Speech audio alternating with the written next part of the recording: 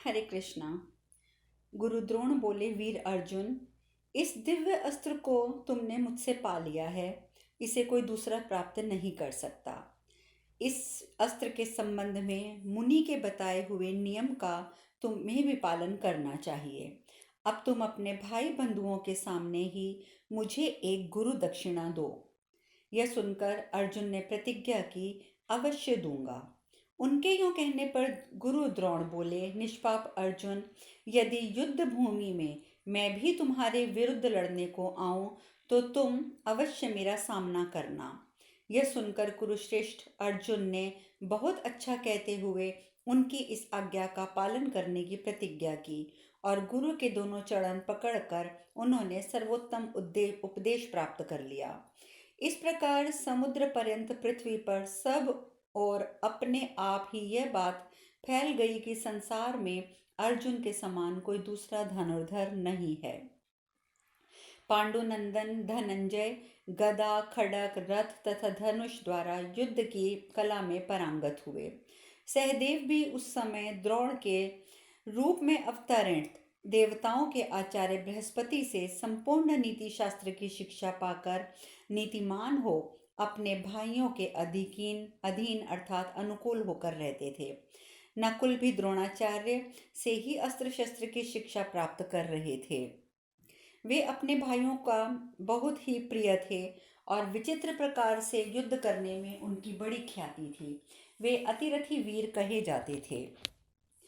सौवीर देश का राजा, जो गंधर्वों के उपद्रव करने पर भी लगातार 3 वर्षों तक बिना किसी विघ्न बाधा के यज्ञों का अनुष्ठान करता रहा, युद्ध में अर्जुन आदि पांडवों के हाथों मारा गया। पराक्रमी राजा पांडु भी, जिसे वश में ना ला सके थे, उस यवन देश यूनान के राजा को भी जीतकर अर्जुन ने उसे अपने अधीन कर लिया। जो अत्यंत बली और कौरवों के प्रति सदा अभिमान एवं उद्दंडता पूर्ण वर्ताव करने वाला था, वह सौवीर नरेश विपुल भी बुद्धिमान अर्जुन के हाथों संग्राम भूमि में मारा गया। जो सदा युद्ध के लिए दृढ़ संकल्प किए रहता था, जिसे लोग दत्तामित्र के नाम से जानते थे, उस सौवीर निवासी सुमित्र का भी अर्जुन ने अपने बाणों से दमन कर दिया। इसके सिवा अर्जुन केवल भीमसेन की ही सहायता से एकमात्र रथ पर आरूढ़ होकर युद्ध में पूर्व दिशा में संपूर्ण योद्धाओं और 10,000 रथियों को जीत लाए। इसी प्रकार एकमात्र रथ से यात्रा करके धनंजय ने दक्षिण दिशा पर भी विजय पाई और अपने धनंजय नामक को सार्थ करते हुए कुरुदेश की राजधानी में धन की राशि पहुंचाई। जन्मेजय। इस प्रकार नरश्रेष्ठ महामना पांडवों ने प्राचीन काल में दूसरे राष्ट्रों को जीतकर अपने राष्ट्र की अभिवृद्धि की। तब दृढ़ता पूर्वक धनुष धारण करने वाले पांडवों के अत्यंत विख्यात बल पराक्रम की बात जानकर उनके प्रति राजा धृतराष्ट्र का भाव सहसा दूषित हो गया। अत्यंत चिंता में निमग्न हो जाने के कारण उन्हें रातों को नींद नहीं आती थी। इस प्रकार धृतराष्ट्र की चिंता विषयक 148वां अध्याय पूर्ण हुआ। वैशंपायन जी आगे कहते हैं, जन्मेजय पांडु के वीर पुत्रों को महान तेजस्वी और बल में बड़े चढ़े सुनकर महाराज धृतराष्ट्र व्याकुल हो बड़ी चिंता में पड़ गए।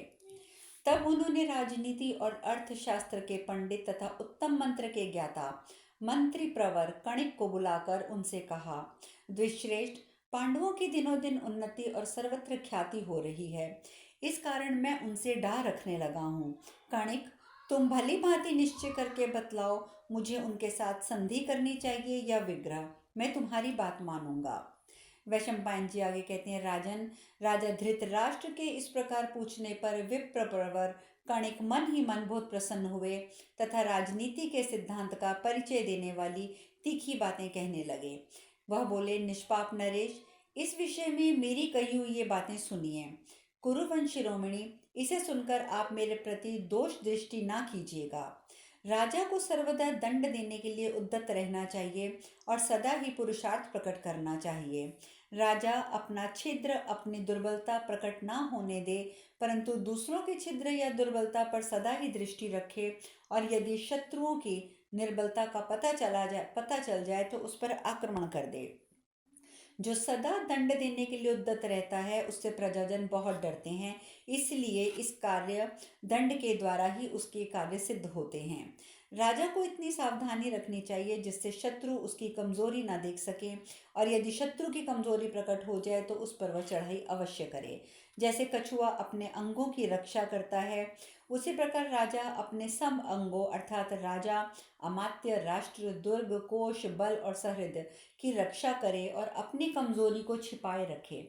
यदि कोई कार्य शुरू कर दे तो उसे पूरे किए बिना कभी ना छोड़े, क्योंकि शरीर में गड़ा हुआ कांटा यदि आधा टूटकर भीतर रह जाए तो वह बहुत दिनों तक मवाद देता रहता है। अपना अनिष्ट करने वाले शत्रुओं का वध कर दिया जाए, इसी की नीतिज्ञ पुरुष प्रशंसा करते हैं। अत्यंत पराक्रमी शत्रु को भी आपत्ति में पड़ा देखकर उसे सुगमता पूर्वक नष्ट कर दें। इस प्रकार जो अच्छी तरह युद्ध करने वाला शत्रु है उसे भी आपत्ति काल में अनायास ही मार भगाएं। आपत्ति के समय शत्रु का संहार अवश्य करें, उस समय उसके संबंध या सौहार्दार्य आदि का विचार कदापि ना करें। तात शत्रु दुर्बल हो तो भी किसी प्रकार से उसकी उपेक्षा ना करें, क्योंकि जैसे थोड़े सी ही आग ईंधन का सहारा मिल जाने पर समूचे वन को जला देती है, उसी प्रकार छोटा शत्रु भी दुर्ग आदि प्रबल आश्रय का सहारा लेकर विनाशकारी बन जाता है। अंधा बनने का अवसर आने पर अंधा बन जाए, अर्थात अपनी असमर्थता के समय शत्रुओं के दोषों को ना देखे। उस समय सब ओर से धिक्कार और निंदा मिलने पर भी उसे अनसुनी कर दे, अर्थात उसकी ओर से कान बंद करके बहरा बन जाए।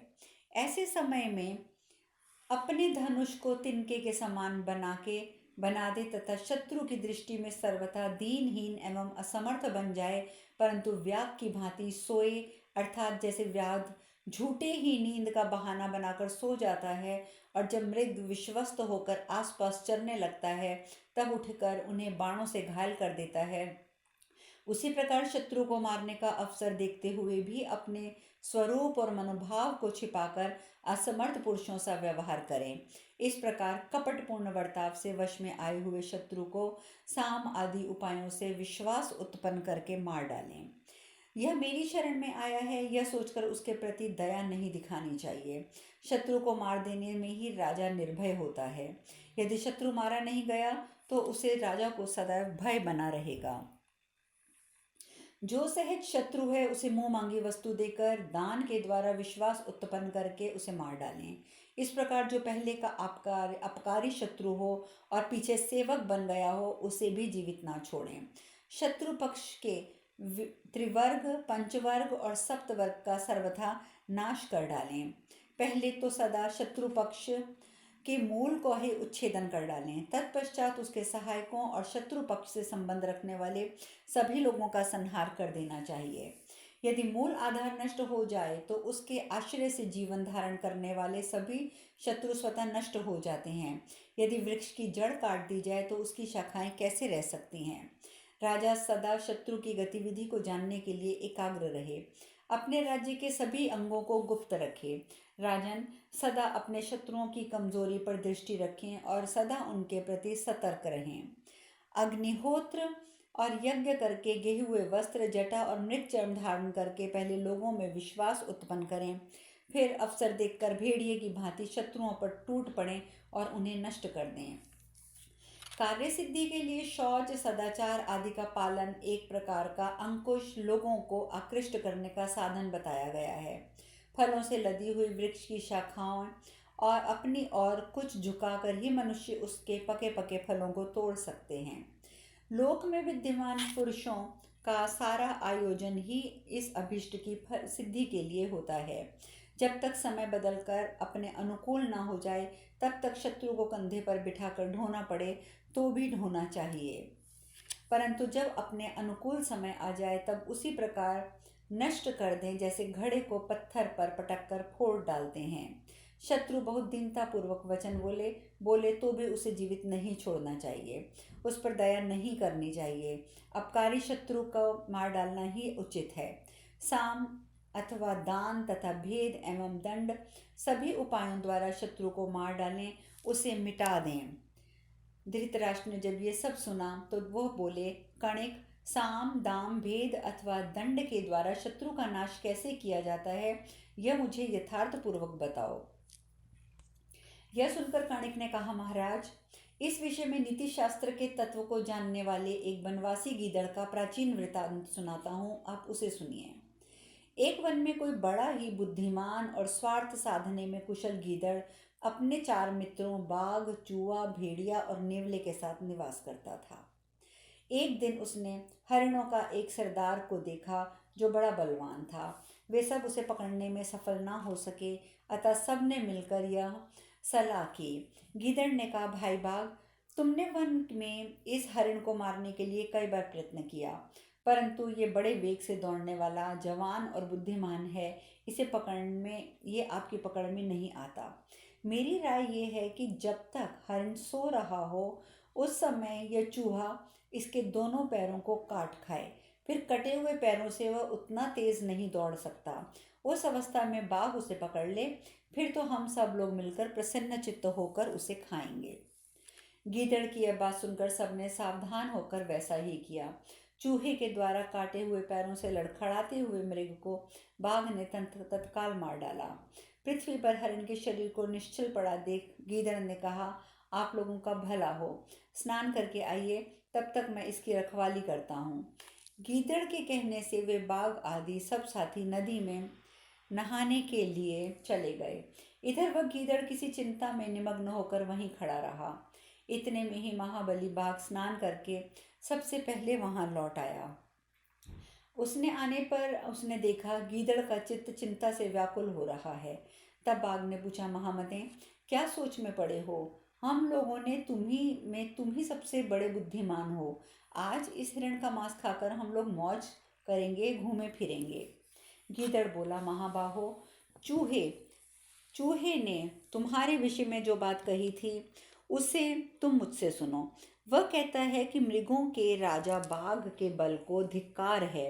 आज इस मृग को तो मैंने मारा है। मेरे बाहुबल्य का आश्रय लेकर आज वह अपनी भूख बुझाएगा। उसने इस प्रकार से गरज गरज कर घमंड भरी बातें कही हैं। अतः उसकी सहायता से प्राप्त हुए इस भोजन को ग्रहण करना मुझे अच्छा नहीं लगता।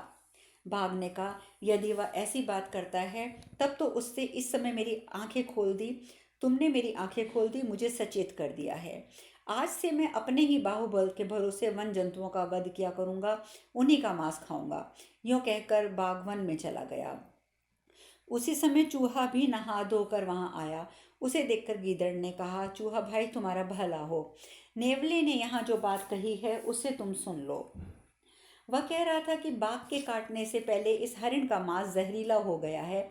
मैं तो इसे नहीं खाऊंगा क्योंकि यह मुझे पसंद नहीं है। यदि तुम्हारी अनुमति हो तो मैं चूहे को ही खा लूं।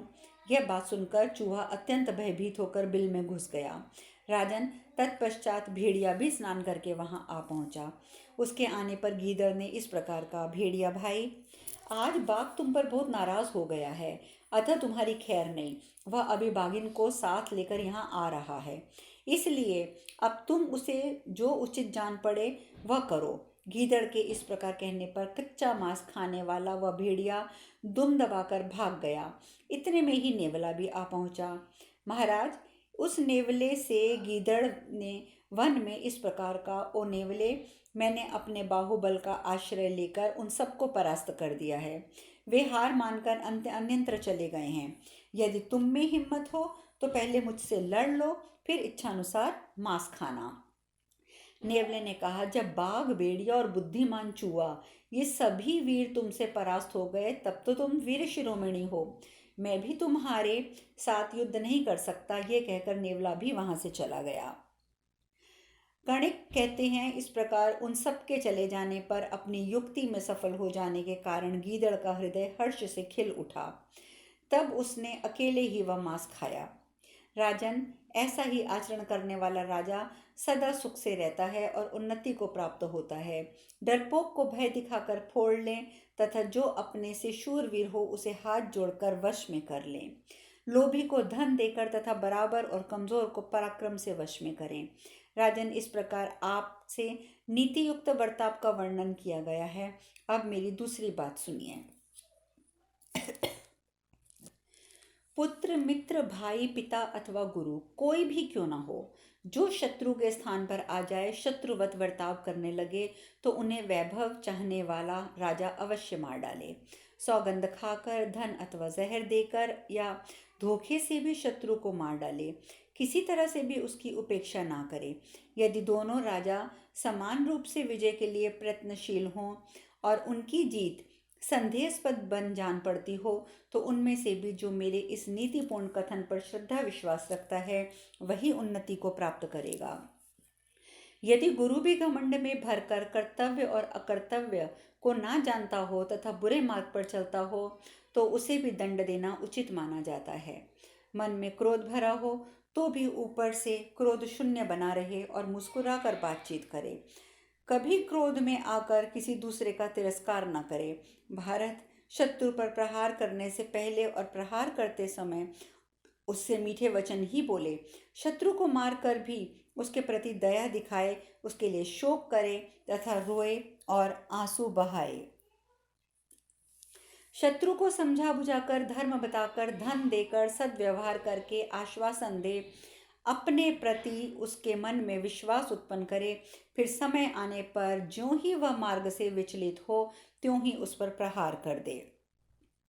धर्म के आचरण का ढोंग करने से घोर अपराध करने वाले का दोष भी उसी प्रकार ढक जाता है, जैसे पर्वत काले मेघों की घटा से ढक जाते हैं। जिसे शीघ्र ही मार डालने की इच्छा हो, उसके घर में आग लगा दें। धनहीनों, नास्तिकों और चोरों को अपने राज्य में ना रहने दें। शत्रु के आने पर उठकर अवगानी करें, आसन और भोजन दें और कोई प्रिय वस्तु भेंट करें। ऐसे बर्ताव करके अपने प्रति उसका पूर्ण विश्वास हो गया हो, उसे भी अपने लाभ के लिए मारने में संकोच ना करें। सर्प की भांति तीखे दांतों से काटें, जिससे शत्रु फिर ऊपर उठकर बैठ ना सके। जिससे भय प्राप्त होने का संदेह हो, उसे भी सशंक चौकन्ना ही रहें, और जिससे भय की आशंका है, उसकी ओर से तो सब प्रकार से सावधान रहें। जिसमें भय की शंका नहीं है, ऐसे लोगों से यदि भय उत्पन्न होता है, तो उसे मूलोच्छेद कर डालें। अब शेष कथा कल करेंगे। हरे कृष्णा।